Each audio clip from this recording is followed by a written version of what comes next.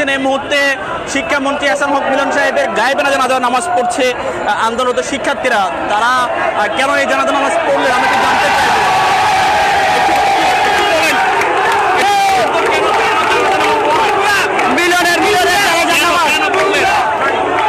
আপনারা তো দেখছেন কি অবস্থা। এখন আমরা গায়েবে জানাজা পড়ছি, একদমই চলে গেছি। যতক্ষণ ওরা মানবে ততক্ষণ আমরা এই আন্দোলন চালা যাবো। আমাদের যদি এখানে সারা রাত থাকবো, আমরা এখানে সারা রাত থাকবো। আপনারা দয়া করে এগুলো ক্যাপচার করেন, এই ভিডিওগুলো ক্যাপচার করেন আপনারা। কেন জানাজা নামাজ পড়লেন একটু বলেন তো। আমরা শিক্ষামন্ত্রী মিলনের ওনার এক দাবি কোনো আমাদের বাস্তবায়ন আছে। আমরা সেই দাবা আমাদের একটাই, আমরা শিক্ষা অভ্যুত্থান শুরু করতে যাচ্ছি।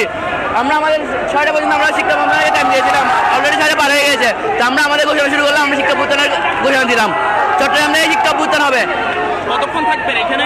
আজকে আমরা এখানে ঘোষণা দিচ্ছি, আমরা আজকে সারা রাত এখানে অবস্থান নিচ্ছি। কেউ শিক্ষামন্ত্রী বোর্ড থেকে কেউ বেরোতে পারবে না, আমরা যাচ্ছি। আমরা শিক্ষার্থীরা এখানে অবস্থান নিচ্ছি আজকে সারা রাত। দর্শক আমরা দেখছি জানাজা নামাজ শেষে কিন্তু শিক্ষার্থীরা মোনাজাত করছে এবং তারা সেখানে আল্লাহুম্মা আমিন আমিন ধ্বনি করছেন। তারা শিক্ষামন্ত্রী হাসান হক মিলনের গায়েবানা জানাজার নামাজ পড়লেন। তারা বলছিলেন এবং তারা বলছিলেন তারা 6টা পর্যন্ত শিক্ষা বোর্ডকে একটা টাইম বেঁধে দিয়েছিলেন 7 দফা দাবিতে, কিন্তু সেই 7 দফা দাবি মেনে না নেওয়ায় তারা 1 দফা দাবিতে চলে গিয়েছে। তারা এই মুহূর্তে 1 দফা দাবিতে তারা আন্দোলন করছেন এবং তারা বলছেন যে শিক্ষামন্ত্রী হাসান হক মিলনের পদত্যাগ ছাড়া তারা এই যে আন্দোলন তেমন হবে না। সারা দেশে এই ইস্যুতে এসএসসি পরীক্ষা স্থগিত সহ যে দাবি দেওয়া সেই দাবিগুলোতে তারা এই মুহূর্তে তারা আন্দোলন করছেন সারা দেশে। এবং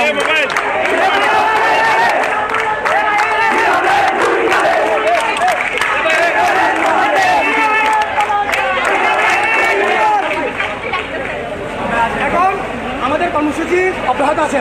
আপনারা আপনাদের মতামত হবে আমরা এখানে কয়টা পর্যন্ত অবস্থান করবো এবং পরবর্তী কর্মসূচি আপনাদের সুবিধা মতো অনুযায়ী কয়টায় হবে এটা আমরা নির্ধারণ করবো।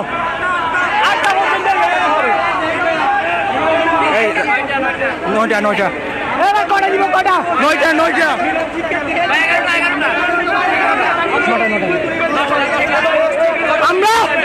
আমরা আজকে কর্মসূচি আমাদের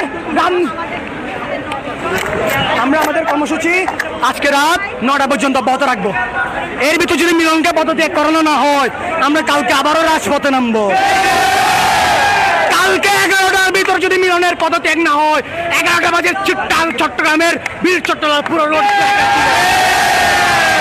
আমরা বীর চট্টলার মানুষ কারে ভয় পাই না, পদত্যাগ করেই ছাড়বো।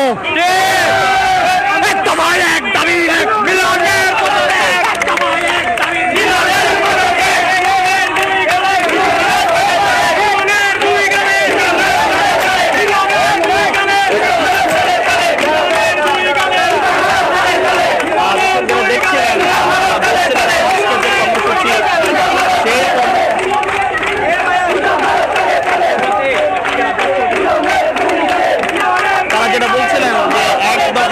দাবি নিয়ে তারা আজকে রাত 10টা পর্যন্ত তারা সড়কে অবস্থান করবেন এবং তারা যদি রাত 10টার মধ্যে তাদের এই দাবি মেনে নেওয়া না হয় তাহলে তারা আগামীকাল পুরো চট্টগ্রাম ব্লকেট কর্মসূচি ঘোষণা করেছেন এবং পুরো চট্টগ্রামে তারা আগামীকাল ব্লকেট কর্মসূচি পালন করে। আমরা দেখছি এই মুহূর্তে ষোলো শহর যে রাস্তাটি রয়েছে যেটা মুরাদপুর দিকে এবং 2 নম্বর গেটের দিকে যে রাস্তাটি রয়েছে, দুই পাশের রাস্তা কিন্তু আমরা দেখছি একেবারে অবরুদ্ধ করা আছে। কোনো ধরনের যানবাহন কিন্তু এই মুহূর্তে চলাচল করা যাচ্ছে না এবং আমরা সকাল থেকেও কিন্তু দেখেছি সকাল থেকেও কিন্তু সড়কের অবস্থান ছিল শিক্ষার্থীরা এবং তারা রাস্তা ব্লকেট করে তারা যান চলাচল বন্ধ রেখেছিল এবং ঠিক বিকাল 3টার পরে তারা যখন শিক্ষা বোর্ডের অভিমুখে তারা যাত্রা শুরু করে, যখন তারা শিক্ষা বোর্ডের শিক্ষা সচিবের সাথে বৈঠক করতে যায় ঠিক সে মুহূর্তে তারা সড়ক ছেড়ে দেয়, তারা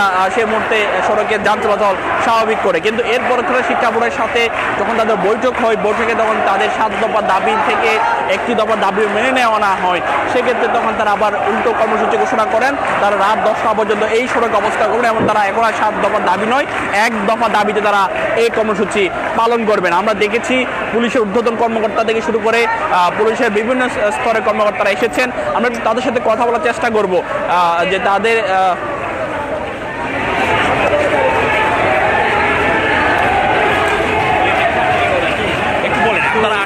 দেখলেন এবং আপনারা কোনো ধরনের অ্যাকশনে যাবেন কিনা বা আপনারা কি? না না না না এগুলো প্রশ্নই আসে না। এখানে ওনাদের যে ডিমান্ডগুলো প্লেস করেছে এবং শিক্ষা বোর্ডের যে সচিব মহোদয় ওনার বিষয়ে মিডিয়া ব্রিফ করেছে, এখন ওনারা এই মেসেজগুলি কমিউনিকেট করেছে, এখন এডুকেশন মিনিস্ট্রি